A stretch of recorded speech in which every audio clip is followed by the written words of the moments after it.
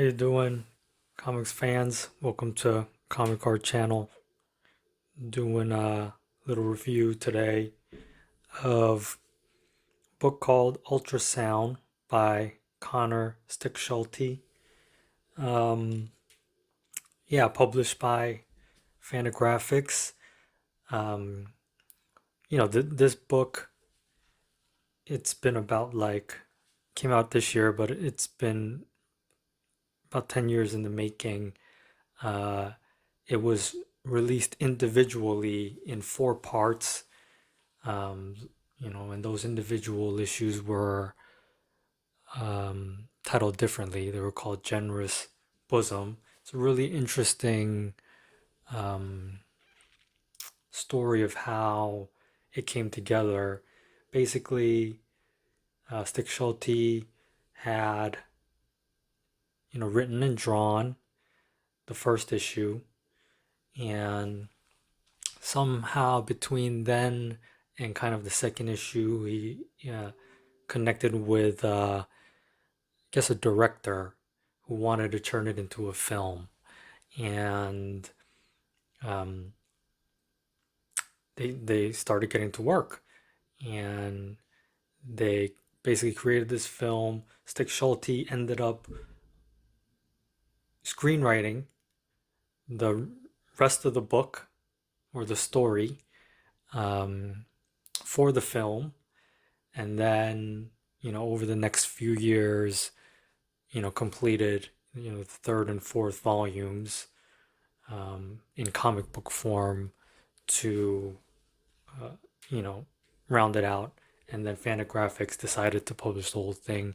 They changed the title to Ultrasound, which was the same title as the movie. And yeah, I haven't seen the movie, just read the book, but yeah, I wanted to review it. It's a fantastic book. Um, yeah, so let's go through it a little bit. It's what I would, I guess, um, classify as thriller, kind of psychological thriller. Um, it is really original, and original as far as story, original as far as execution of, um, the narrative, original as far as, the art. And kind of we'll go through it right now, but, it starts out with this guy, this dude with the weird hair, Glenn. He runs into a random old friend at a bar and starts talking about kind of this experience he had, um, where he just, was driving one night, got a flat, um, you know, pouring rain, great effects here, um, and found a house. And there was a couple living in the house, and, they invite him in and kind of seem to take care of him. Um, there's kind of eye contact, I don't know, some interest between Glenn and the wife. It was a husband and wife. Um, and weirdly, yeah, at some point in the night, um, the husband asked Glenn to have sex with his wife. And so, at this point, I'm reading and trying to wonder, hey, what's happening here? What is this? Is this guy some crazy creep, insane psycho that's gonna end up killing him? Is this the type of thriller we're going to encounter? Um, weird fucking night. It is, and it's weird. This part of the story, um, we got a sequence here where, um,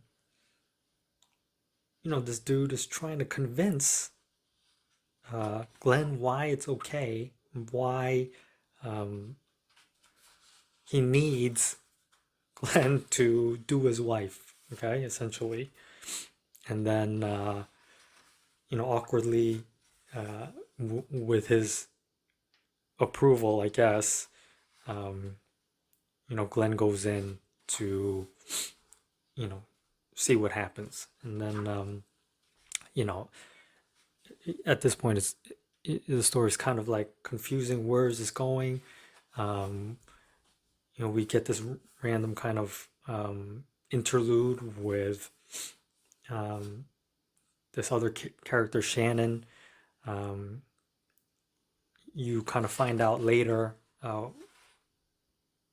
why that's there, or why she's brought up, because she does come in later. But at this point, it's kind of like adds to the confusion, as to like what's going on here, Um, so essentially, there's this very awkward, back and forth, and um,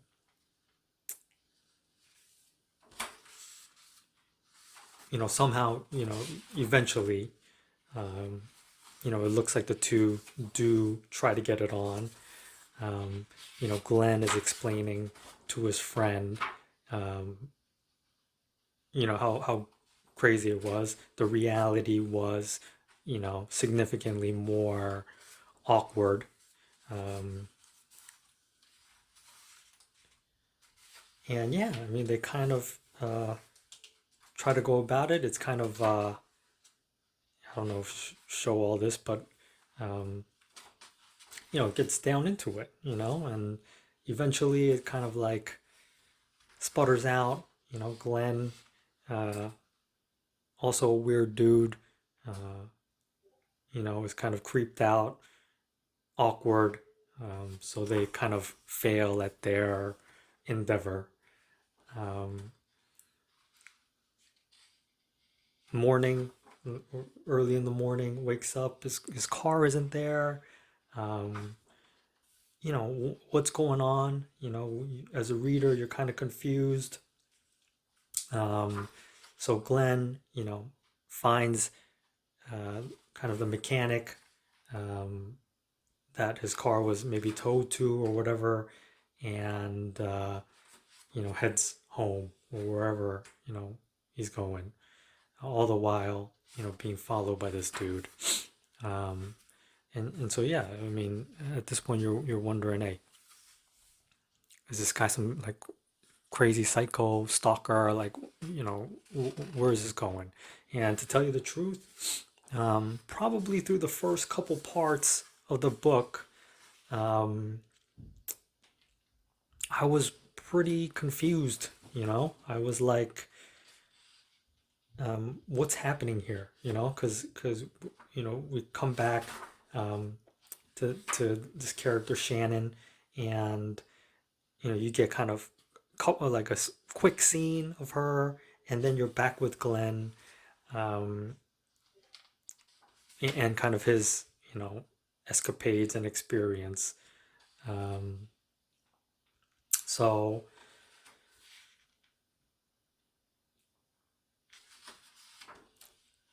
yeah, eventually, this guy finds Glenn again, um, and it's kind of like later. This is, I guess, some time has passed. Um, Basically, letting Glenn know, um, his wife is pregnant, and he wasn't the one to do it, because they don't have sex or whatever, apparently. And he's kind of saying, hey, Glenn, it was you, and Glenn's all freaked out, like, how's that possible? We didn't really even do it, Um, and so he's just totally freaked out. He's trying to get in touch with, the girl. What is her name? Cindy, um, with some more kind of these Shannon interludes. Um, yeah, I mean, at this point, like you know, as a reader, um, you're probably going to be pretty confused as to kind of like, what is the story? Is this some kind of like, do I need to be reading into all of this stuff? Like, um, some sort of psychological thriller? Like, what is happening,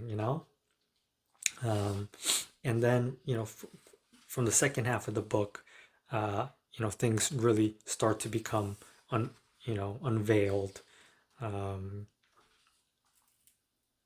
we have this guy, um, his name is Arthur, the original husband. He's on a drive somewhere, goes to some random person's house, and you find that he is hypnotizing this person. Uh, looks like at the behest of the husband, you know. Um, and so she thinks um, the hypnotism is there to um, help her stop smoking, um, but in actuality uh, he's hypnotizing her to uh, get her to want to have a baby. um, so weird, kind of sick, mental, behavior, using, I guess his hypnotist powers for evil. Let you know kind of about the character, and then you kind of get back to, um, Cindy and Glenn getting back together, and apparently, yeah, she is pregnant, and they're trying to figure out what the hell's going on, and what they're going to do from here, with kind of random cut scenes with Shannon again. And so at this point, like, things, uh, this was probably kind of the max confusion area for me. You see here, um, Cindy, sitting somewhere with a crowd. Um,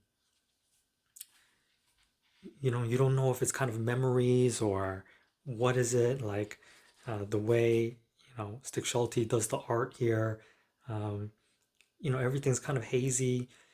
You'll find later, uh, when we look at some of the original art, he kind of used this technique where he's overlaying multiple layers of art to probably just create, a little bit more confusion, um, that kind of confusing effect.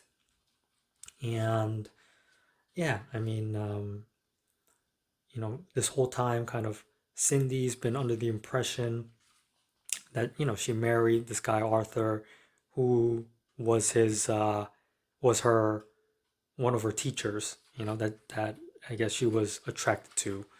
Um, we'll find out later. That's really not the case. Um, and now we kind of cut to uh, some sort of institution where research. I don't. You'll find out.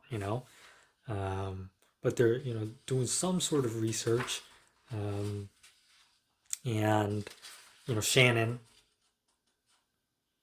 who we saw in those cutscenes, um, is obviously working there.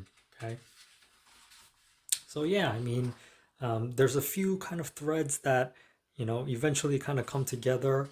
Um, the way they're introduced, you kind of like, it gives you the feeling where you just don't know what's happening, and I think that's kind of purposeful.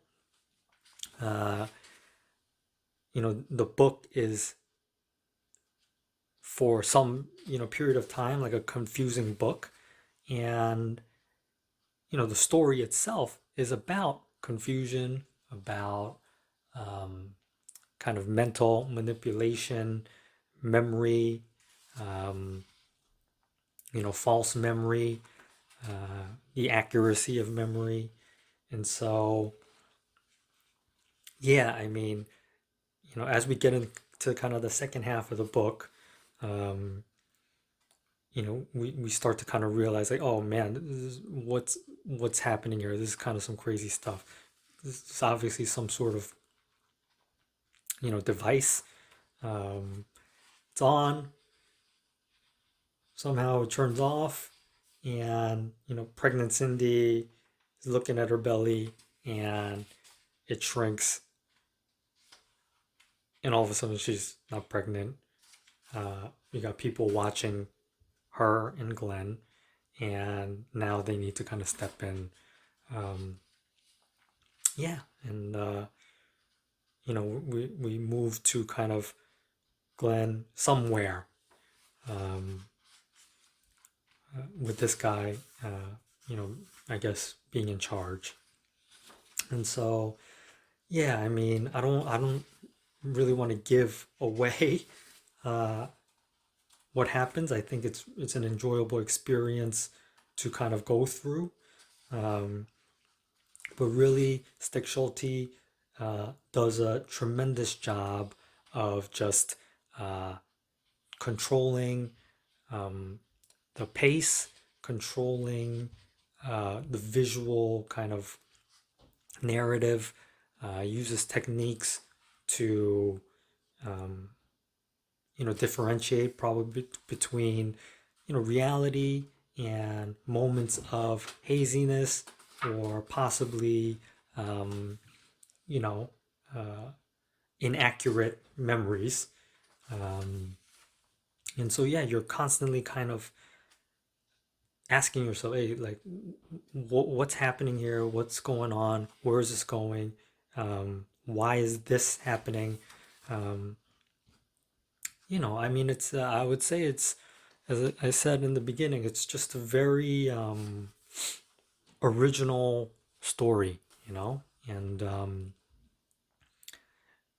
I think the fact that it was written over almost like a 10-year period probably had some impact on kind of why the first half is a little bit slower moving, and then the second half kind of comes together, and it just, what happens in the second half is just really picks up speed. You start to find out what's happening along with the characters, you know, it, not that much further ahead than them, but basically right along with them. And I mean, there's a kind of noticeable difference um, in kind of art quality. It's clear. I don't know if it's stylistic, but over you know those 10 years, uh, I would assume any artist, especially any younger artist, is going to continue to level up.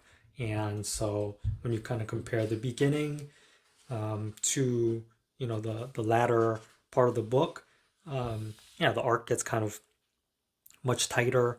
Um, it probably looks much better, um, and the story starts to really come together. Um, and kind of really enters the more kind of an exciting thriller um, category. And so a lot of things happening, government, CIA, whatever, conspiracy. Um, yeah, I mean, it's a really interesting and fun book, but you have to kind of work through, um, the setup period, and I think the setup, the beginning, is important um, and interesting in and of itself. Um, there's kind of like a final, uh, scene where I just imagine like I don't know, the ending of Saw, the soundtrack to Saw, playing while some of this stuff is happening. So, I don't want to give it away, but Ultrasound, it's one of the better books I've read this year that I think um, people should give it a go, extremely entertaining, extremely original, um, in many, many ways. Yeah, and luckily, I was able to reach out to Connor and get some original art. So, uh, let's take a look at that. All right, so we have a couple pages of the original art from the book. A lot of it is in a graphite. Um, Here's that scene. Kind of, I took a moment on, um, where Cindy is pregnant 1 second, and um, all of a sudden, she's thin, and she has no idea what's happening. You as a reader also have no idea what's happening.